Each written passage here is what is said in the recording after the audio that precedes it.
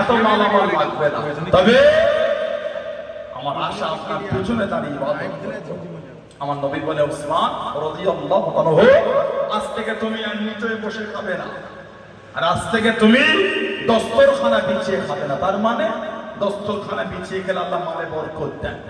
আল্লাহ বলে তুমি আজ থেকে উটের পিঠে চড়ে চড়ে খাবে, তুমি আজ থেকে উটের পিঠে চেপে খাবে। হযরত ওসমান ইবনে আফফান চলে গেলেন।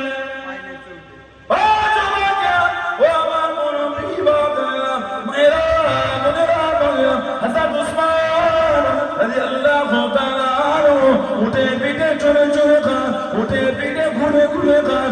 আল্লাহ নবী সাহাবী মানটা কমাত দূরের কথা, মালে আরো বরকত হয়ে যায়, মান আরো বেড়ে যায়। আল্লাহ নবী সাল্লাল্লাহু আলাইহি ওয়াসাল্লামের কাছে দেখি দাঁড়িয়ে গেলেন, সামনে চলে গেলেন। আসসালামু আলাইকুম ইয়া রাসূলুল্লাহ, আল্লাহ নবী সালামের জবাব দিলেন। আল্লাহ নবী উত্তর দিলেন, ইয়া রাসূলুল্লাহ, ইয়া রাসূলুল্লাহ, আল্লাহ আমাকে নবী হুজুর বিয়াদি মাফ করুন, আমি ওসমান, আমার মাল ক্ষমা দূরের কথা, আমার মালে আরো বরকত হয়ে যায়, আমার মালে আরো বরকত হয়ে যায়। আল্লাহ নবী জিজ্ঞাসা করলেন, আল্লাহ নবী জানতে চাইলেন, ও ওসমান, তুমি না বলো উটের পিঠে চড়ে চড়ে খাও, খাবারটা মিটে গেলে, খাবারটা মিটে গেলে কি করো?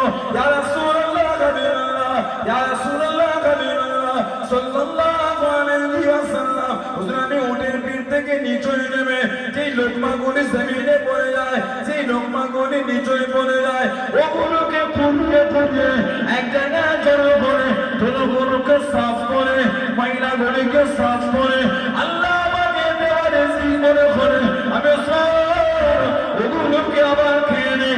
আল্লাহ নবী জানিয়ে দেন, আল্লাহ নবী শুনিয়ে দেন, আল্লাহ আমাকে দেওয়া রিজিকে এত সম্মান করেছো বাবা, এত তাজিম করেছো বাবা, আল্লাহ রাব্বুল আলামিন এত খুশি হয়ে গিয়েছে, তোমার মালেতে এত বরকত দিয়ে দিয়েছে। জোরে বলুন সুবহান, আর একটু জোরে বলুন সুবহান। ওইগুলোকে পুড়িয়ে পুড়িয়ে ধুলো সাফ করে আবার খেয়েছো তুমি। আল্লাহ পাকের দেওয়ার রিজিক এত সম্মান করেছো, আল্লাহ তোমার মালে এত বরকত দিয়েছে। জোরে বলো, খাওয়া ওটাও ইবাদত, পানি পান করা ওটাও ইবাদত। সুবহানাল্লাহ। যদি সুন্নাত তরিকায় হয়, মাত্র এই পানি